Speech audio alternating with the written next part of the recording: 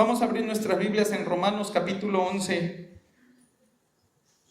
versículos 16 al 21, va a ser lo que estemos leyendo en este día. Este sermón yo lo llamé Viviendo la Gracia con Humildad.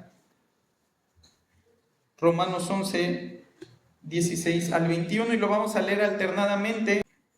Comienzo yo, me responden con el 17 y así hasta el 21. Cuando termine, por favor, manténganse de pie para una oración que voy a hacer. Dice: si las primicias son santas, también lo es la masa restante, y si la raíz es santa, también lo son las ramas.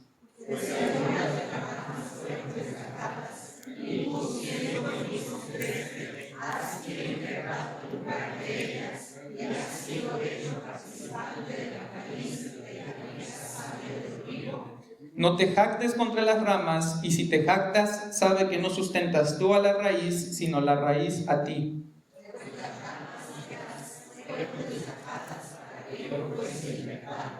Bien, por su incredulidad fueron desgajadas, pero tú por la fe estás en pie. No te ensoberbezcas, sino teme. Porque si Dios no perdonó a las ramas naturales, a ti tampoco te perdonará. Bendito Padre Celestial, estamos delante de ti, ciertamente reconociendo que tú has dispuesto todo lo necesario para tus hijos, para esta iglesia, y todo lo necesario está en la palabra, Padre. ¿Qué hay fuera de ella que nosotros podamos desear, Señor? Y que alimente nuestro corazón, nuestra alma, nuestra mente, como lo hace la verdad que tú revelaste. Gracias, Señor, porque nos has dado el privilegio de conocerte y de tener esta verdad con nosotros, como nunca antes en otro tiempo tus hijos la tuvieron, Señor. Un libro que puede ser comprado en cualquier lado, Señor. Un libro que puede ser llevado sin peligro en las calles, Padre. Y cuánto bien hará en nuestras vidas el tener esa pasión y ese fuego por conocerte y por encontrarte, Señor, revelado allí, de tal forma que al relacionarnos contigo lo hagamos con una doctrina que sea correcta. Señor, enséñanos, que tu Espíritu Santo sea nuestro instructor, nuestro maestro, que nos guíe a toda verdad, y que las verdades aquí adquiridas puedan ser también puestas en práctica con su ayuda. Y Padre, confiando en que todo lo que pones delante de nosotros es para nuestro bien y es necesario para nuestra alma. Te ruego todo esto, Señor, en el nombre de Cristo Jesús. Amén. Bien, hermanos, pueden tomar asiento. Llegamos a Romanos capítulo 11. Veíamos el domingo pasado cómo concluyen allí diciendo Pablo con esta pregunta en el versículo 15 que dice: porque si su exclusión es la reconciliación del mundo, ¿qué será su admisión sino vida de entre los muertos? Y entonces Pablo se ve en la necesidad de confirmar y de dar aún más detalles y más información respecto a esto que él está revelando, ¿no? Dentro de esto que el Señor le está dando por medio del Espíritu Santo para la iglesia de Roma y por lo tanto para todas las iglesias que son de la fe de Jesucristo. Y es importante ver cómo Pablo no está allí como que extendiendo el lápiz y poniéndose poético o poniéndose creativo, como si no tuviera ya más que poner, y de repente se metió mucho en un tema y se siguió escribiendo y abundó en más detalles de los que serían necesarios.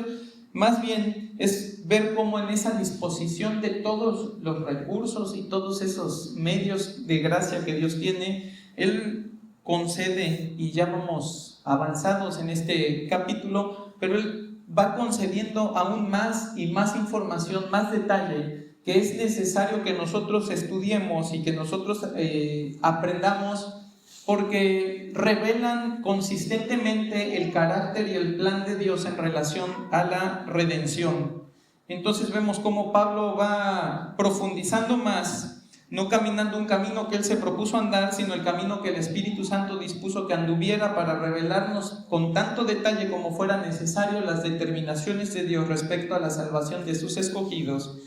Y llegamos a esta parte donde va a tomar Pablo una referencia de algo que sucedió en el Antiguo Testamento y nos va a hacer una afirmación allí en el versículo 16 que nos habla primeramente de la calidad de la raíz, ¿no? Fíjate cómo dice: si las primicias son santas, también lo es la masa restante, y si la raíz es santa, también lo son las ramas. Pablo está abordando, y como contexto, la certeza de la restauración futura de Israel, de cómo el Señor en un momento, y lo veíamos anteriormente, cómo en un momento Dios, a través de la rebeldía de Israel y en consecuencia la rebeldía de Israel, Él dispone endurecerlos, Él dispone el apartarlos temporalmente de su plan redentor y dar paso a los gentiles, de tal manera que la predominancia del evangelio ahora recae sobre los gentiles que ahora están encargados de llevar ese evangelio. Y lo que Pablo ha estado diciendo, y que va ahora a detallar más y a confirmar todavía con más verdades que vamos a ir estudiando, es cómo ese tiempo va a llegar a ser completado, y entonces Israel va a ser traído de vuelta en la gracia de Dios, porque nunca fue fuera de la gracia de Dios, en los méritos de Cristo, porque nunca ha sido fuera de los méritos de Cristo. Va a ser traído de vuelta a formar y tener un papel más protagónico dentro del plan redentor. Y entonces la analogía que toma allí es la de las primicias. Y como todas las analogías, debemos ser cuidadosos en solamente tomar lo que es necesario para que entendamos lo que quiere decir el autor en el pasaje, ¿no? Porque si nosotros las tomamos y las estiramos tratando de sacarle todo lo que podamos, seguramente vamos a sacar más y no será lo que quiere decir la analogía. La primera analogía es la analogía de las primicias. Va a decir el capítulo 11, 16: si las primicias son santas, también lo es la masa restante.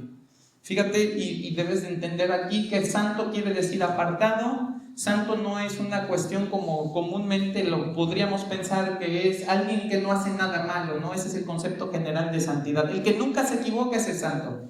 Dependiendo de qué grado de santidad alcances en esta vida, hasta te podrían beatificar. Aquí en la fe cristiana no hay beatificados, ¿no? No hay alguien que pueda alcanzar esa santidad. Y sabemos que el único que tuvo una santidad digna de ser reconocida y digna de ser considerada es Jesucristo. Pero vemos entonces que el concepto de santidad empleado como se emplea en la Escritura a lo largo de toda ella es el concepto de apartar algo. Y el ejemplo más sencillo es: tú no utilizas, por ejemplo, el cepillo con el que se lava el baño para lavarte los dientes. Lo santificas, lo apartas, lo separas para un uso específico, porque no quieres que sea el mismo que anda por todos lados ensuciándose de todo, ¿no? Entonces lo que va a decir Pablo inicialmente es: si las primicias son santas, la masa restante también lo es. ¿Qué eran las primicias? Éxodo 23, 19. Vemos allí la primera mención de las primicias.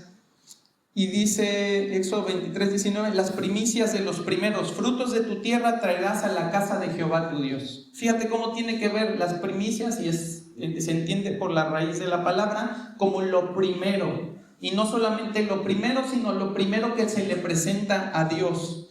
La siguiente vez, y que nos va a dar más claridad, donde se menciona es Números 15, 19.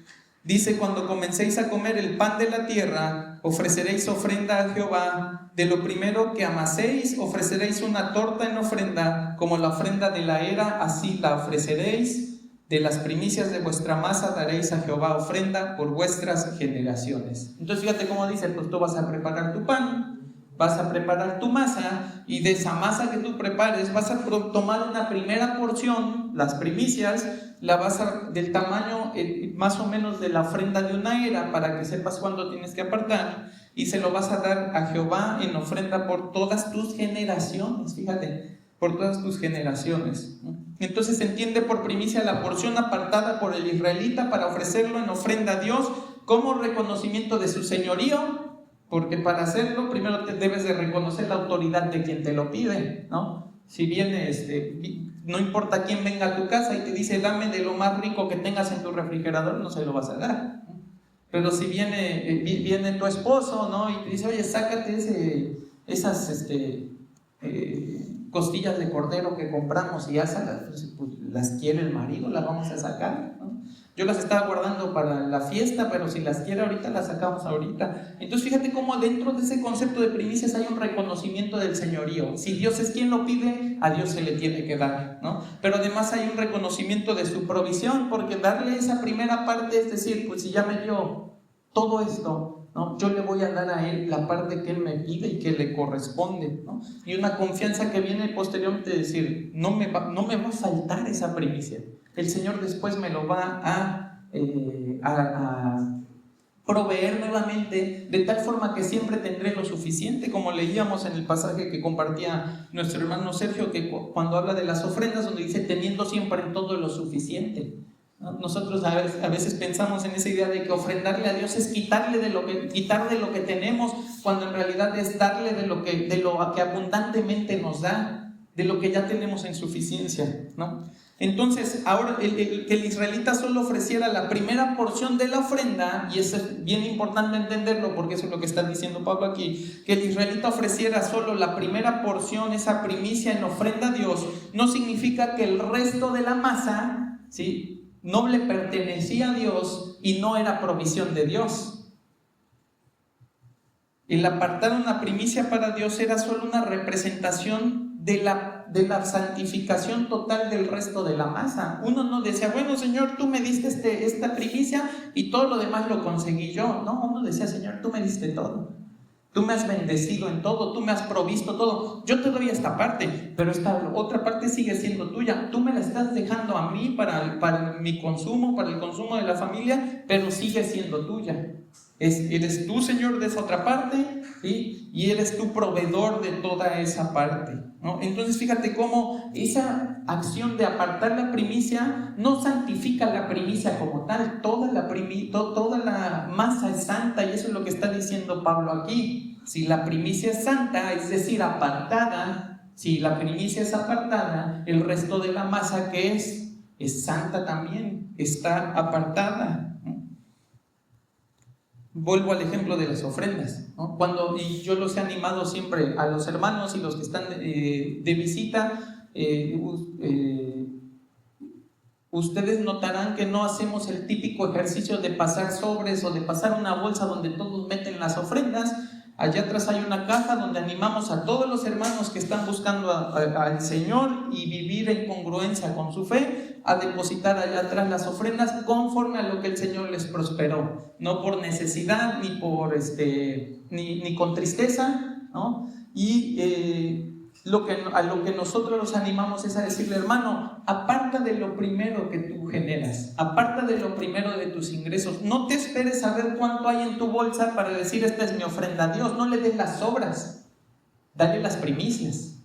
Ahora, tú podrías decir, bueno, entonces, si de mi ofrenda yo le voy a dar al Señor, y es un ejemplo, yo le voy a dar 10 pesos y me quedan 90, pues los 10 pesos son santos, pero los 90 no. Entonces los primeros 10 pesos yo se los tengo que dar al Señor, y con los 90 yo puedo hacer lo que quiera. No importa si me los gasto en chicles o si me los gasto en lo que sea. Los 10 ya se los di al Señor, los 90 son míos. No funciona así. Uno sabe que esa ofrenda apartada al Señor ciertamente le pertenece a Él, pero el resto, en la mayordomía de nuestra vida cristiana, ¿a quién le pertenece? A Él. Yo soy responsable de administrar el resto de una manera en la que glorifique a Dios con mi administración. Por eso es el mismo concepto, ¿no? Tengo un apartado que es la ofrenda, que es mi primicia, que yo se la aparto a Dios y la doy en ofrenda en la iglesia, pero sigo siendo responsable de utilizar el resto del dinero de manera congruente con mi fe y con lo que Dios revela en su Escritura, porque sigue siendo algo apartado para el Señor, como mi vida lo es, sigue siendo del Señor, sigue siendo provisto por el Señor. Entonces yo no puedo malgastar los otros 90. Ese es el concepto que se está manejando aquí. La siguiente analogía, la que pasa Pablo ahí mismo en el versículo, es la de una raíz y un árbol o una planta. Fíjate que dice el 16, dice, y si la raíz es santa, también lo son las ramas. Tanto la raíz como las ramas se nutren de la misma savia que da vida y salud al árbol. La raíz no se nutre de una fuente distinta a las ramas, más bien la raíz es la encargada de llevar a todo el resto del árbol los nutrientes necesarios para su sostenimiento. De forma similar, entonces, la santificación, el apartamiento, la separación de esas raíces, cuyo beneficio en Cristo es el acceso a la gracia, aparta también y nutre a las ramas que se derivan de esa raíz. Entonces, si la primicia es santa, también lo es la masa restante. Si la raíz es santa, el resto de las ramas también son santas. Ahora, ¿qué está queriendo decir aquí Pablo con esta analogía? El consenso de los estudiosos y de los teólogos es que Pablo está afirmando que los primeros elegidos, y cuando nosotros hablamos de los primeros elegidos, vemos cómo esa promesa vino específicamente a Abraham, a quien le fue dada de parte de Dios esa promesa al salir de su tierra, y que se fue confirmando cuando fue pasando de Abraham a Isaac, de Isaac a Jacob. El consenso es que esa es la raíz. Esa es la parte de donde se originan todas las bendiciones para el resto de los que vienen atrás. Por eso le fue dicho a Abraham: en tu simiente serán benditas todas las naciones, ¿no?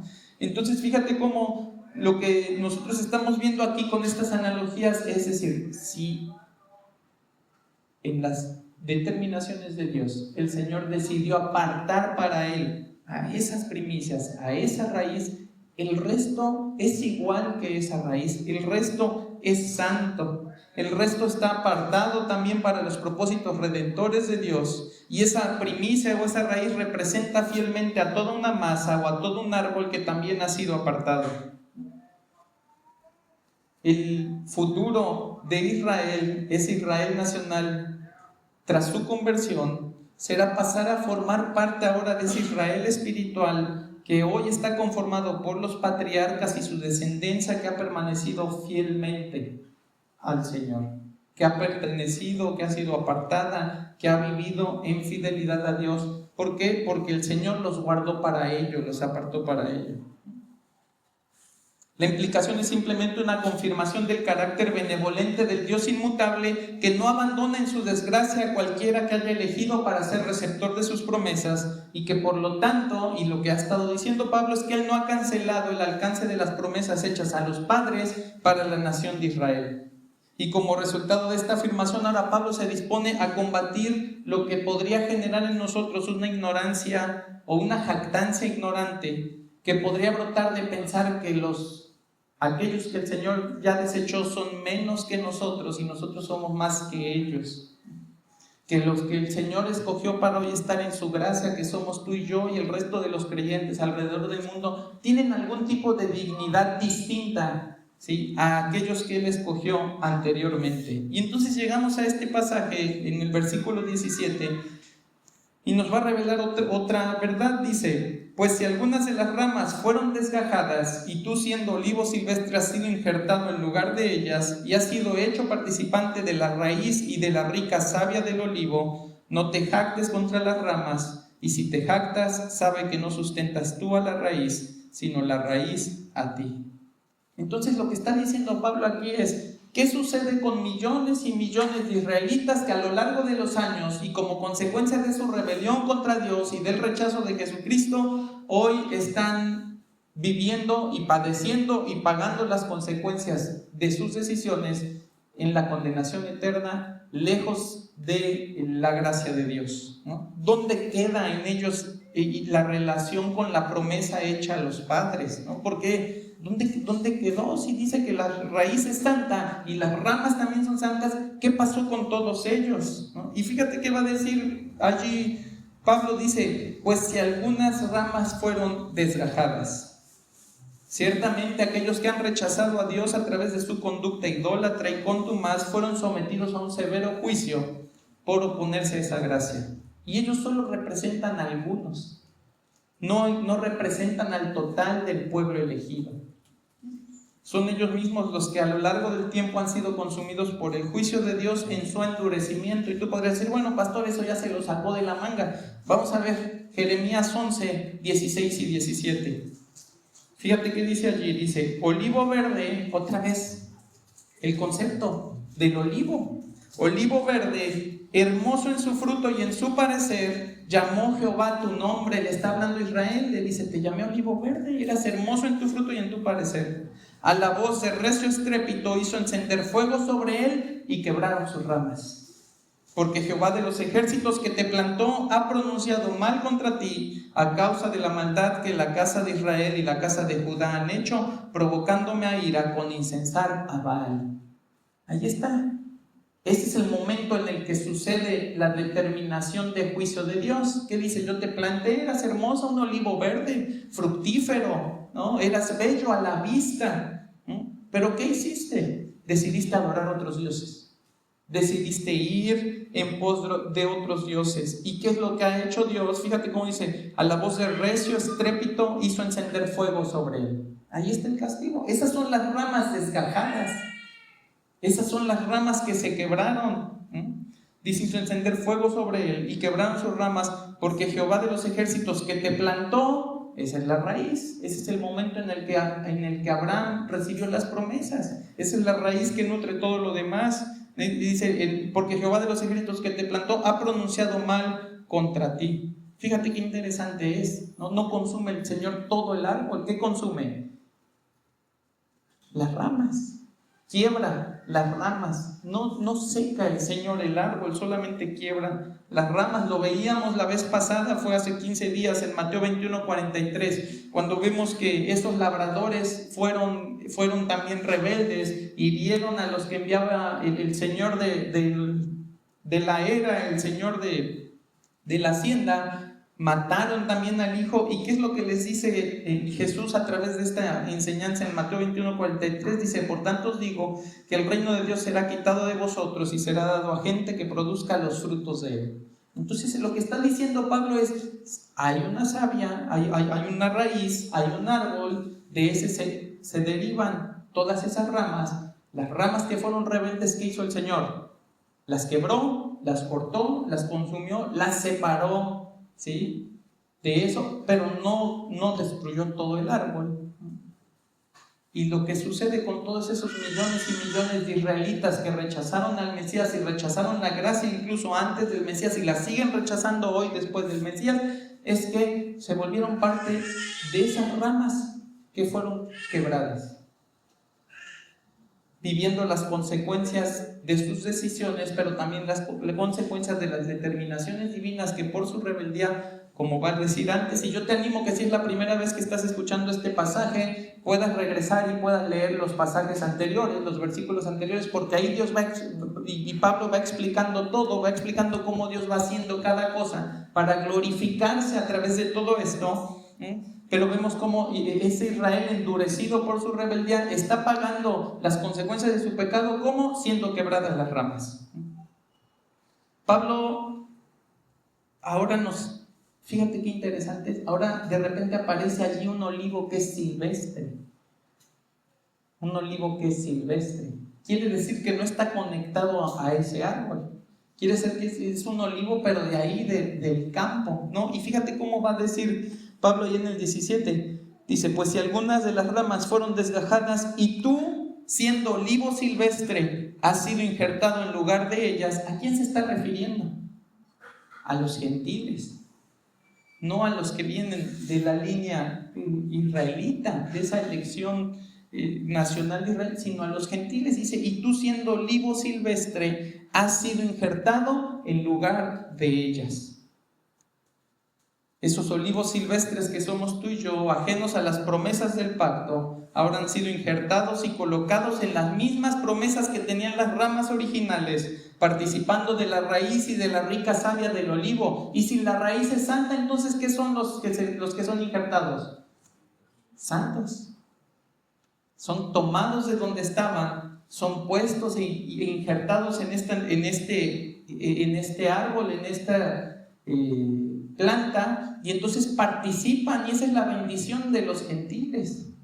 Y ahí es donde Pablo empieza a decir, espera, que no se te suban los humos, no te vayas a empezar a sentir tú la gran cosa, porque recuerda, y va a decir, no eres tú el que sustenta la raíz, tú no eres el que recibe la gracia y se la lleva y en un viaje astral o en el tiempo a Abraham, Isaac y Jacob, son ellos.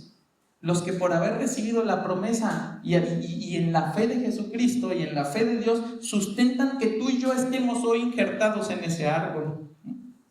Pablo va a describir mejor la condición y nuestra condición como olivo silvestre antes de haber sido injertados a la raíz. Fíjate, Efesios 2:11 dice: por tanto, acordaos de que en otro tiempo vosotros, los gentiles en cuanto a la carne, erais llamados incircuncisión por la llamada circuncisión hecha con mano en la carne. ¿Qué está diciendo? Ustedes no eran de los que originalmente fueron elegidos. Ustedes no eran del pueblo al que originalmente le fue dado el pacto que se ratifica por medio de qué señal, de la circuncisión. Ustedes no pertenecían allí. Fíjate que dice 12: en aquel tiempo estabais sin Cristo, alejados de la ciudadanía de Israel y ajenos a los pactos de la promesa, sin esperanza y sin Dios en el mundo. Tenemos que pensar definitivamente en la seriedad que representa el corte de esas ramas naturales, que tú puedes decir, ¿se lo merecen? Sí, se lo merecen, ¿no? Pero no somos nosotros quien para determinar si se lo merecen o no. Es la justicia de Dios la que determina si se lo merecen o no, ¿no? Tenemos que pensar en la seriedad que representa el que esas ramas hayan sido cortadas y nosotros hayamos sido injertados. Y fíjate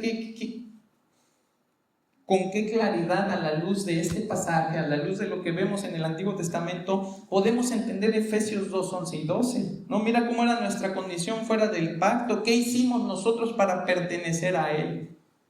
¿Qué hicimos nosotros? ¿No? Si sé que éramos olivos silvestres, ¿qué quiere decir? Que andábamos por allá.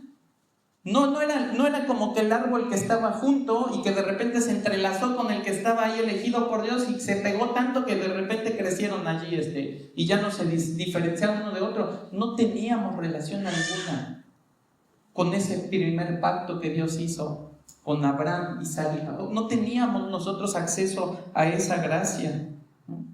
No fuimos nosotros, sino fue Dios ejecutando su plan a través del rechazo de su pueblo, quien nos condujo a la gracia, a la fe en Cristo, a la ciudadanía del Israel espiritual, a la obtención de las promesas de un pacto en el que Dios nos consideró, pero que no nos fue dado a nosotros inicialmente, a la esperanza que viene por saber quién es el que promete y cómo respalda a Él sus promesas, y ahora, extraídos del paganismo de nuestras naciones, para pertenecer por completo al único Dios verdadero. Y fíjate, yo cuando estaba leyendo esto y meditándolo, empecé a hacer ese ejercicio, y quiero que lo hagas tú ahorita, de preguntarte, ¿dónde estarías hoy si no fuera por la gracia de Dios? De injertarte y de hacerte pertenecer a una promesa que originalmente no era para ti. Fíjate, ¿a quién le estarías adorando con profundo fervor y también con profundo error en tu paganismo?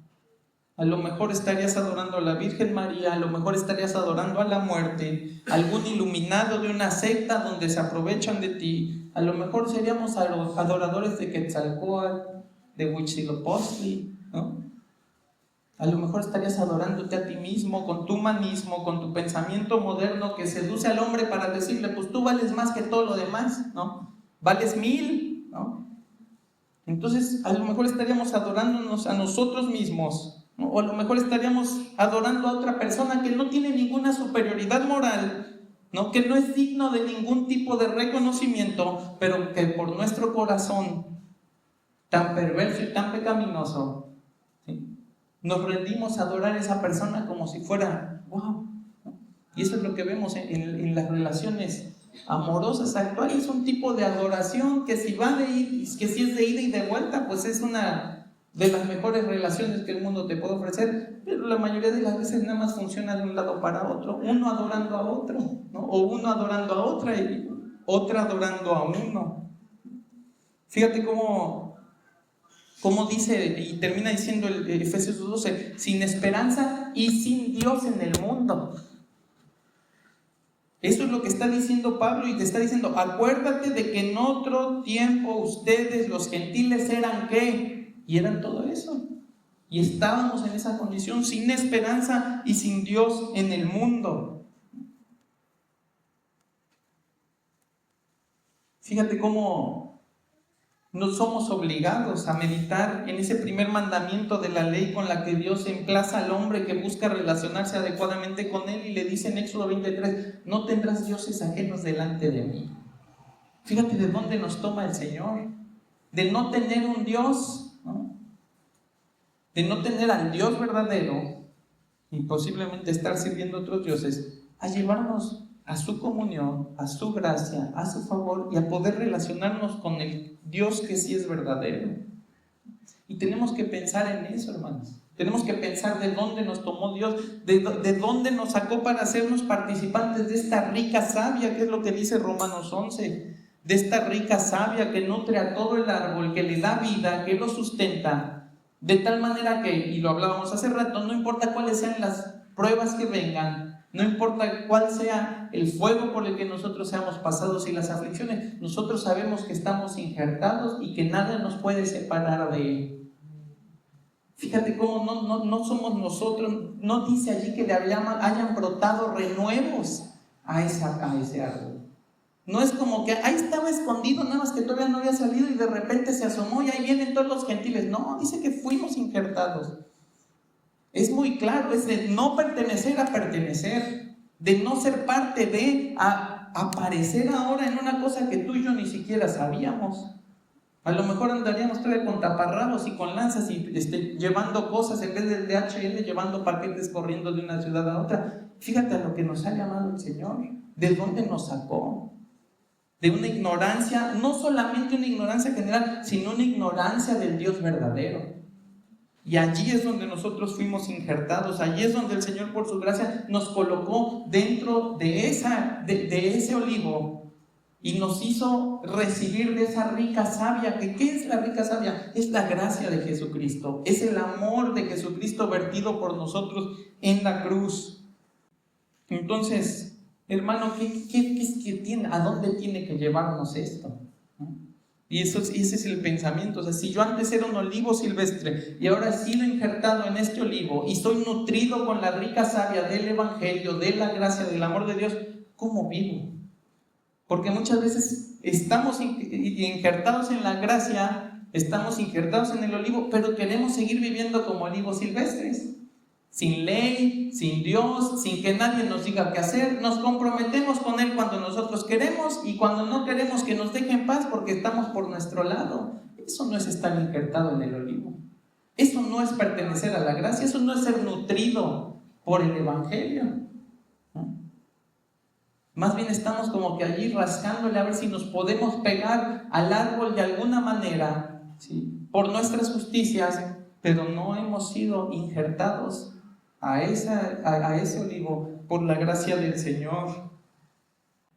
Entonces, hermano, tenemos esa responsabilidad de reconocer cuál era nuestra condición y ahora cuál es la gracia en la que estamos viviendo, cuál es esa transformación, cuál es ese cambio de estado al que Dios nos trajo, sí, por medio de la rebelión y la desobediencia de Israel, que Él los tomó y los desgajó porque no los podía seguir dejando allí, ¿no? Pareciera que se cumple ese de perseveraremos en la gracia, en el pecado para que la gracia sobreabunde, y parecía que los israelitas decían, pues sí, vamos a ver hasta dónde aguanta. ¿Qué es lo que dice el Señor? Pues no, te vas, y no porque seas descendiente de Abraham te voy a dejar aquí, te corto. Y ese era el error de los israelitas en el tiempo de Jesús y antes. Ellos, ¿por qué creían que eran y pertenecían a Dios? Pues porque soy descendiente de Abraham. ¿Qué importa cómo vivo? Soy descendiente de Abraham. Fíjate cómo estaban más conectados a la raíz que al Creador. Se les olvidaba que esa raíz no había brotado por sí sola, había tenido un Creador, había recibido el amor y la misericordia de Dios para ser escogida, para ser apartada, para ser sacada de entre todas esas naciones y dispuesta para el servicio a Dios. Y entonces nosotros injertados allí, y es la preocupación de Pablo, y creo que una preocupación sincera, Pablo va a decir allí en el versículo 18, ¿no? Bueno, voy a leer desde el 17, dice, y tú siendo olivo silvestre has sido injertado en lugar de ella, se has sido hecho participante de la raíz y de la rica savia del olivo. No te jactes contra las ramas, y si te jactas, sabe que no sustentas tú a la raíz, sino la raíz a ti.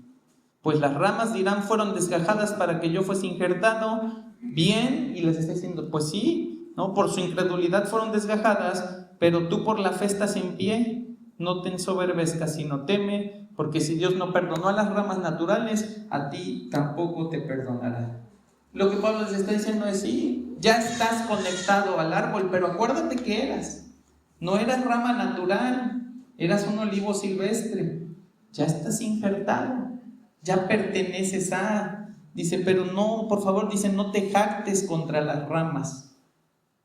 Esa palabra jactancia significa simplemente vanagloriarse de la caída de otro o enorgullecerse a costa del fallo de otro.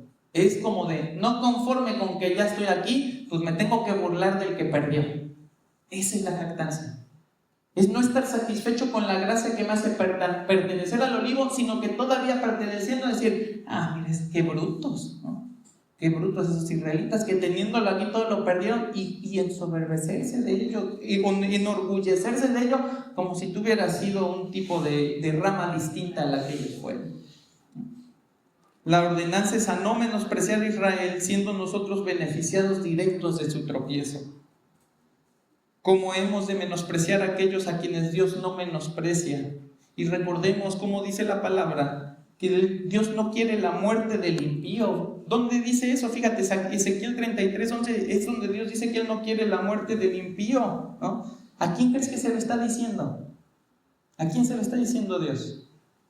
Fíjate, dice Ezequiel 33:11, diles, vivo yo, dice Jehová el Señor, que no quiero la muerte del impío, sino que se vuelva el impío de su camino y que viva. Volveos de vuestros malos caminos, ¿por qué moriréis, oh casa de Israel? ¿A quién se lo dice Dios por primera vez eso?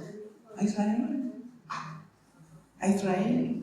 Lo que Pablo nos está diciendo es, no te burles de algo que Dios no quiere que suceda. No te enorgullezcas de que ellos cayeron, porque lo que Dios quería es que ninguno de ellos se perdiera. Lo va a decir después, creo que es Pedro, no queriendo que ninguno perezca, sino que todos procedan al arrepentimiento, cuando habla de por qué Dios no ha venido y tiene paciencia. Que la condenación del pecador satisfaga la ira de Dios no significa que el deseo del Señor sea que ellos perezcan sin Cristo. Ciertamente Él se glorifica en el ejercicio de la justicia que castiga al pecador, pero su deleite está en ver a los pecadores rendidos a los pies de su Hijo. Ese es el afecto del Señor. Claro que le deleita la justicia, Él es santo y Él merece santidad, y lo que va a hacer al final de los tiempos es condenar todo el pecado, castigar todo el pecado y establecer su reino santo y justo sobre todo el universo. Pero eso no significa que Dios desprecie y que Dios diga, pues ahí ya, no, Él no quisiera que eso fuera así. Él no quisiera que eso fuera así, porque tanto no lo quiere que envió a su Hijo. Envió a su único Hijo. Cantábamos hace rato que se pagó el precio más alto que se podía pagar. Así de importante es para Dios la salvación de los pecadores, que envió a su único Hijo en sacrificio por nosotros. Y lo que está diciendo Pablo es, no te enorgullezcas, que ellos hayan caído, que ellos hayan sido quebrados, que ellos hayan sido arrancados de ese olivo y que tú hayas sido injertado. ¿Y por qué no te tienes que enorgullecer? Dice, bien, por su incredulidad fueron desgajadas, pero tú por la fe estás en pie. No te ensoberbezcas, sino teme, porque si Dios no perdonó a las ramas naturales, a ti tampoco te perdonará. Pablo va a enfatizar la pecaminosidad de la jactancia con 3 razones que debemos sopesar por el bien de nuestro corazón en relación a los afectos de Dios. Es decir, así como no podemos amar lo que Dios no estima, tampoco podemos menospreciar lo que Dios sí estima. Y la primera razón está ahí en el versículo 19, cuando dice, pues las ramas de Irán fueron desgajadas para que yo fuese injertado. Pablo está diciendo, sí es cierto, estás diciendo una verdad. Dios dispuso en su sabiduría eterna que así sucediera tu participación en la gracia, que ellos fueran desgajados para que tú fueras insertado o injertado. Pero lo que está queriendo Pablo decirnos aquí es que no te haga insensible la verdad. Que no te haga insensible, que tú no digas, pues mira, me enorgullezco de que yo ya estoy aquí y aquellos pues no se lo merecían, ¿no? Es cierto que Israel fue desgajado para dar paso a los gentiles, pero esa decisión no fue nuestra y esa obra mucho menos. No fuimos tú y yo ahí escalando como ramitas silvestres y a ver, le voy a arrancar a este para entrar yo porque yo tengo más justicia que él para agradarle al Señor.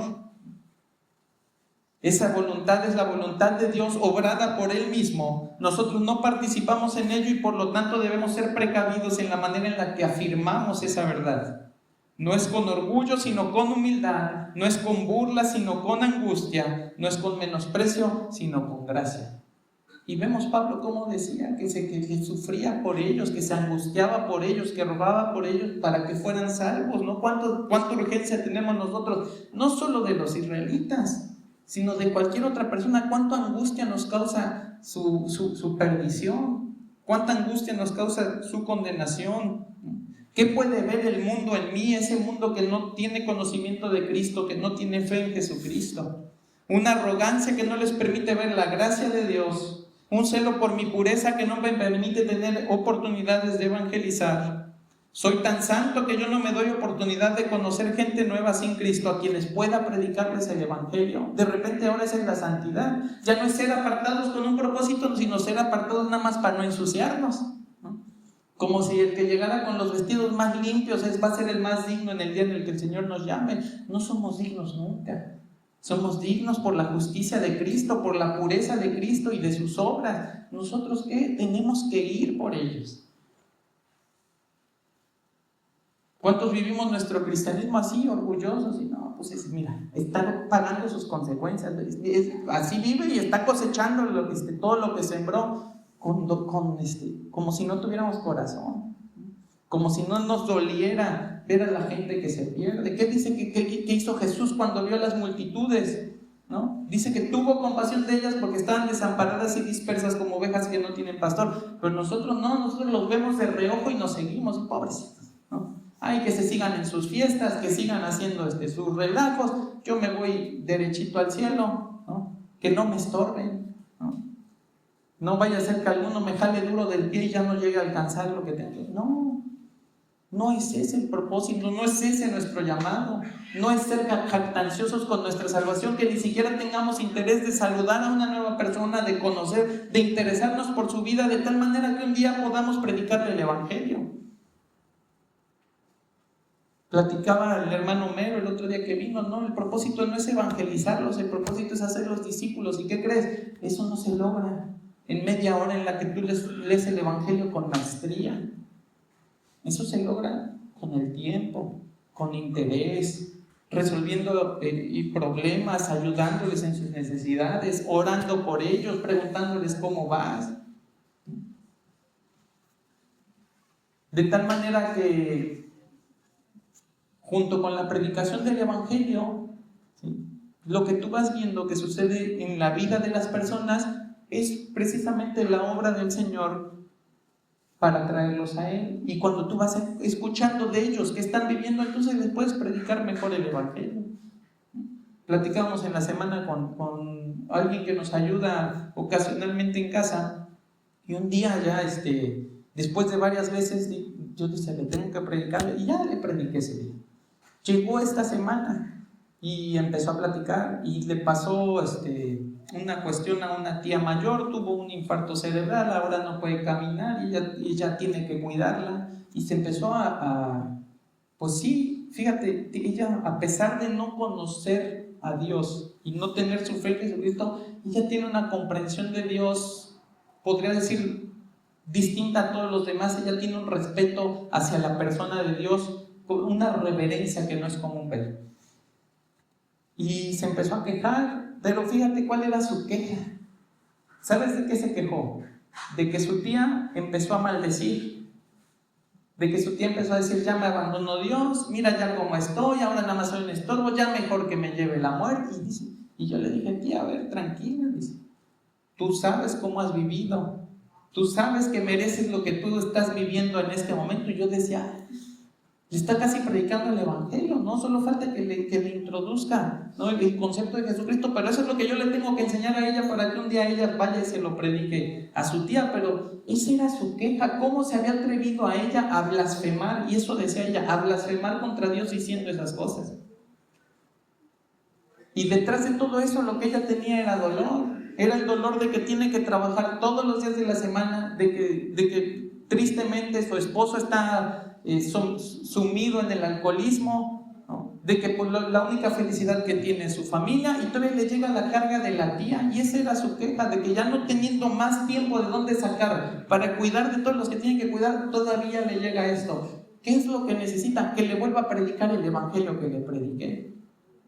Y eso fue lo que le pude decir. Le digo, Dios te está hablando, Dios te está tratando de mostrar que tu única opción, que tu única oportunidad, ¿sí?, de vida es en Jesucristo. Y de repente va a pasar como dice la parábola del sembrador, que van a venir las pruebas, van a venir las aves, y que van a querer comerse pues la semilla que se sembró. Y ahí eso es hacer discípulos. O sea, ella va a venir, si Dios quiere, la próxima semana allá a su casa. ¿Y qué es lo que hay que hacer? Preguntarle cómo va. Preguntarle qué ha entendido de lo que se le dio. Le regalé un libro, una de las Biblias que por ahí alguien ofrendó también se la pudimos dar. Y gracias a los hermanos que lo hacen. Pero hermano, pasamos más tiempo, y esa es la tristeza, pasamos más tiempos orgullosos de nuestra salvación que utilizando nuestra salvación para ir a rescatar a otros. Es como, pues ya se andan ahogando todos, pero yo ya no me quiero mojar. No, yo ya aquí estoy bien, Señor. Yo ya manda a otro que no esté tan limpio como yo, y a ese mando a predicar, y somos todos. Es la tarea de todo, es el propósito. Si Dios te apartó para algo, no fue nada más para separarte y ponerte de trofeo. Y es lo que le digo siempre a mis hermanos, el Señor no rescató trofeos, el Señor rescató instrumentos, vidas que puedan ser puestas en disposición para su servicio, para la salvación de las almas que se están perdiendo, para entregarse en amor y en sacrificio unos a otros. Entonces la verdadera santidad aparta tu corazón de amar al mundo, pero no aparta tu corazón de amar las almas de aquellos que se pierden en el mundo. La segunda cosa que va a decir Pablo ahí en el versículo 20, y dice el versículo 20, bien, por su incredulidad fueron desgajadas, pero tú por la fe estás en pie, no te ensoberbezcas, sino teme. Lo que está diciendo Pablo es que no le demos más crédito al error humano que a la gracia divina. Nuestra salvación no es como los goles del chanfle, que el chanfle andaba por allá viendo otra cosa y le pegaba la pelota y entró y gol. No es nuestra salvación porque Israel falló. Tú no eres salvo porque Israel falló, tú eres salvo porque Dios tuvo gracia para ti, porque Dios te eligió, porque Dios decidió hacerte comprender las verdades del Evangelio cuando estabas muerto en tus delitos y pecados.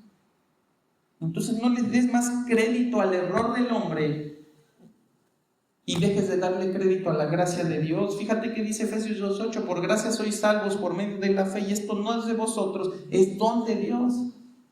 ¿Qué es don de Dios? La salvación, la fe, la gracia, todo es don de Dios. Que seas salvo por gracia, por medio de la fe, todo eso es don de Dios. Entonces Pablo está diciendo que no te importe más que su incredulidad fue por lo que tú pudiste entrar. No fue por lo malo que hicieron ellos, sino por el bien que te quiso hacer Dios. Es como confiar que tenemos un lugar en Cristo porque el que se fue a la villa perdió su silla, ¿no? Qué teología tan pobre, tan ignorante y tan ingrata que podríamos profesar como cristianos. Qué jactancia tan tonta. Que como quedó un hueco, pues ahí me meto yo. No es así. Bajo una comprensión correcta de nuestra bendición y posición en Cristo, la jactancia debe ceder para dar paso al temor. Dice, no te jactes, no te enorgullezcas, no te ensoberbezcas, sino teme.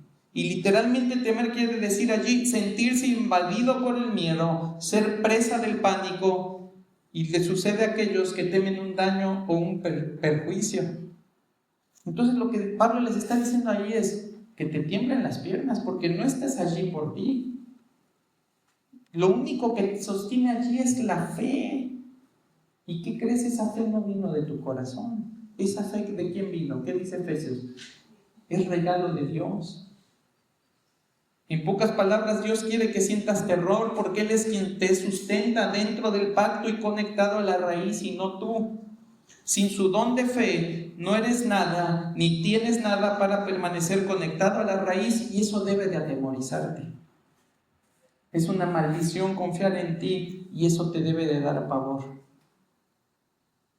Y lo tercero, ya estamos por concluir, dice el versículo 21, porque si Dios no perdonó a las ramas naturales, a ti tampoco te perdonará. Sabemos que Dios no puede ser burlado, ¿no? ¿Qué dice la Escritura? Todo lo que el hombre sembrare, eso segará. Él le da al hombre todo lo que, el fruto de todo lo que siembra. Y un corazón jactancioso que se apropia del don de la fe y lo hace suyo, excluyendo a Dios de una obra que solo Él puede hacer, no recibirá vida eterna, sino condenación eterna. Proverbios 16:18 dice: antes del quebrantamiento es la soberbia, y antes de la caída la altivez de espíritu. Mejor es humillar el espíritu con los humildes que repartir despojos con los soberbios. Fíjate qué importante es la jactancia y el orgullo desmedido para Dios. En Deuteronomio 17 dice: según la ley que te enseñen, está hablando de cuando haya un pleito entre los del pueblo de Israel y haya alguien que juzgue, pues ese que va a emitir su juicio, fíjate que les dice: según la ley que te enseñen y según el juicio que te digan, harás. No te apartarás ni a diestra ni a siniestra de la sentencia que te declaren. Y el hombre que procediere con soberbia, no obedeciendo al sacerdote que está para ministrar allí delante de Jehová tu Dios, o al juez, dice, el tal morirá. Y quitarás el mal en medio de Israel, y todo el pueblo irá y temerá y no se ensoberbecerá. No hay salvación en un corazón que tiende a la jactancia. No hay salvación en un corazón que tiende al orgullo, porque se apropia de cosas que Él no hizo, ¿sí? E ignora y rechaza la gracia de Dios que solo puede emanar de Él. Así que tenemos el llamado a huir de la soberbia y de la arrogancia, a no subestimar a Dios y sus advertencias, y a reconocer que el orgullo, en cualquiera de sus formas, ya sea hacia el mundo que pareciera que no es digno ni siquiera de que yo le predique el Evangelio, o hacia Israel, que no es digno de recibir una nueva oportunidad en Cristo, porque para nosotros ya no debería de hacer así, ¿no? Que reconozcamos que el orgullo no es un afecto de un nacido de nuevo. El carácter de Cristo no nos da espacio a ningún tipo de orgullo o arrogancia. Su promesa de descanso en llevar su yugo, cuando Él promete que el que quiera descansar, que el que esté trabajado y cargado, Él lo puede ayudar a descansar, se entrelaza inseparablemente a la realidad de ser conformados a su carácter. Y el carácter de Cristo es todo lo contrario a la soberbia, todo lo contrario al orgullo. Fíjate, Mateo 11:28 dice: vengan a mí los que están trabajados y cargados y yo los haré descansar. Lleven mi yugo sobre vosotros. Y esa parte parece como que luego se nos olvida. Es más, cuando citamos esa parte nos la saltamos. Yo me digo, y lo hago yo, porque dice: y aprended, o no, a lo mejor no lo hacen todos, pero la mayoría: aprended de mí que soy manso y humilde de corazón, y entonces hallaréis descanso. Fíjate cómo dice primero: aprende y hallaréis descanso. Nosotros pensamos que nada más es: ay, le aviento todo y ya. No, es: aquí están mis cargas, ¿no? Me vas a dar descanso, pero tengo que tomar tu yugo y tengo que aprender de ti cómo se lleva ese yugo. Porque si voy a agarrar el yugo de Cristo y voy a ir renegando, voy a ir orgulloso, miren, aquí voy yo y Cristo, no hay espacio para nadie más aquí, somos Él y yo para siempre. ¿Qué importan los demás, no? Entonces, ¿qué descanso vamos a hallar? ¿Cuántas veces venimos a Él queriendo hallar descanso para nuestra alma, pero omitimos esa pequeña oración en medio de todo que dice: aprended de mí que soy manso y humilde de corazón?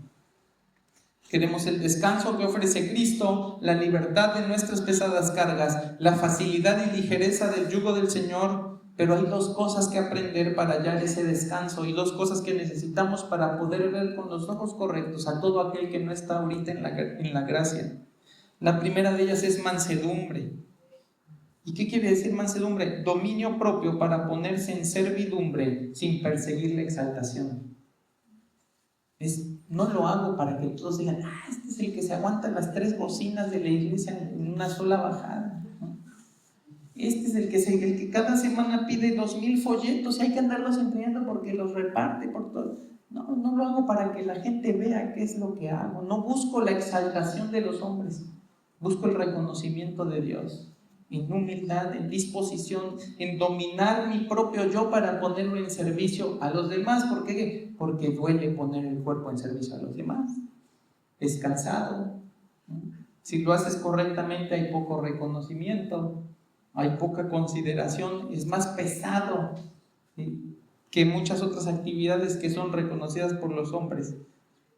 Pero ese es el ejemplo de Cristo y eso es lo que Cristo quiere que aprendamos porque así lo hizo Él. Él se ofreció voluntariamente para ofrecer su vida. Él dice, no vino para ser servido, sino para servir y dar su vida en rescate por muchos. ¿Quién lo exaltó a Cristo? Él no se exaltó, Él se humilló. ¿Quién lo exaltó? El Padre. Fue el Padre el que lo exaltó. Dice que aprendamos del que es manso y aprendamos del que es humilde. La humildad es esa estima propia que no se eleva por encima de los demás. Que Dios Hijo se haya sujetado a sí mismo a servidumbre para servirte a ti y a mí dando su vida en expiación, y que haya considerado su vida como inferior a la nuestra para ofrecerla voluntariamente en rescate, nos debería hacer pensar en la mansedumbre y humildad que refleja nuestra vida hacia nuestros prójimos que no conocen el Evangelio. ¿Estás dispuesto a aprender de Cristo el cómo servir a otros entregando tu vida sin búsqueda de gloria y a estimarte menor que todos los demás para ganarles para Cristo? ¿Vives realmente la gracia en mansedumbre y humildad o exhibes una fe que por su arrogancia y su jactancia es evidente que no viene de Dios? ¿Serás el fariseo que se enorgullece por no ser como el resto? ¿O serás el publicano que compungido clama porque Dios le sea propicio? Y quiero terminar leyendo ese pasaje de Lucas 18. Lucas 18:9 dice, a unos que confiaban en sí mismos como justos y menospreciaban a los otros, dijo también estas parábolas. Y parece como que ahí entra, ¿no? Ahí entra. A unos que se enorgullecían, que se ensoberbecían, que sentían que ellos merecían más y que los otros tenían exactamente lo que se merecían. Fíjate que dice, 2 hombres subieron al templo a orar, uno era fariseo y el otro publicano. El fariseo puesto en pie oraba consigo mismo de esta manera, Dios, te doy gracias porque no soy como los otros hombres, ladrones, injustos, adúlteros, ni aun como este publicano. ¿Cuántos de nosotros podríamos poner ahí, Dios, te doy gracias porque no soy como Israel, rebelde, contumaz, idólatra? Cuánto orgullo habría en nuestro corazón si fuéramos capaces de hacer eso. ¿Cuántos de nosotros podríamos poner ahí, Dios te doy gracias porque no soy como mi vecino, que no cuida bien de su esposa, que no cuida bien de sus hijos, que se gasta todo el dinero en fiestas, que se la pasa gritando groserías? Y eso es todo. No hay más amor, no hay más intención. Hay un orgullo desmedido que no manifiesta la gracia, ni la mansedumbre, ni la humildad de Cristo en nosotros. Fíjate que sigue diciendo, ayuno 2 veces a la semana, hago todos los días mi altar familiar, aparto las primicias como enseñó el pastor. Dice, mas el publicano estando lejos no quería ni aún alzar los ojos al cielo, sino que se golpeaba el pecho diciendo, Dios, sé propicio a mí, pecador. Fíjate, qué indigno se sentía ese hombre. Qué indigno te sientes tú hoy de tener todo lo que tienes. Qué indigno te sientes tú hoy de toda esa gracia que Dios ha vertido sobre tu vida por medio de Jesucristo. Y fíjate cómo termina Jesús diciendo, os digo que éste descendió a su casa justificado antes que el otro, porque cualquiera que se enaltece será humillado, y el que se humilla será enaltecido. Así que ese es el pecado que Pablo está combatiendo, no sé si antes de que aparezca o porque ya había aparecido en la iglesia de Roma, pero ese es el pecado que Dios quiere que combatamos nosotros en nuestro corazón. porque Dios resiste a los soberbios y da gracia a los humildes. Vamos a ponernos de pie, por favor, hermanos. Padre bendito, gracias, Señor, porque a ti te ha placido ejercer tu gracia, tu don de fe, Señor, tu salvación, conforme a tus disposiciones eternas, para tu gloria, de las maneras, Señor, en las que nosotros ni siquiera necesitaríamos preguntar por qué, Señor, sino reconocer y agradecer la inmensa bendición de haber sido receptores de tu gracia y de tu amor sin ningún tipo de justicia que nos pudiera acercar a ti. Padre, que en esta iglesia haya más publicanos y menos fariseos, Señor. Que cualquier orgullo que corrompe nuestro corazón, que menoscaba, Señor, tu majestad, tu justicia, tu santidad, que menoscaba, Padre, la justicia de Cristo y su obra redentora, desaparezca de los corazones que están aquí hoy congregados, Señor, incluido el mío. Padre, que nos gocemos en tu gracia y en ver cómo tú ejerces tu gracia de manera soberana, dándole vida, Señor, a hombres y a mujeres que al igual que nosotros, Señor, no merecían nada bueno, no tenían ninguna calidad moral, Señor, para presentarse delante de ti, pero que tú has escogido para bendecirlos en Cristo, salvarlos, Señor, de la pasada manera de vivir, traerlos de muerte a vida e injertarlos en esa gracia, Señor, en ese evangelio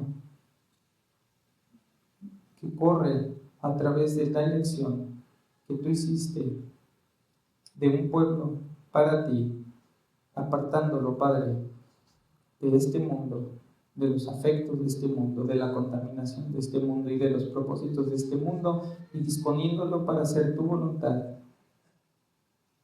desde el principio y hasta el final, Señor, cuando Cristo sea manifestado en gloria.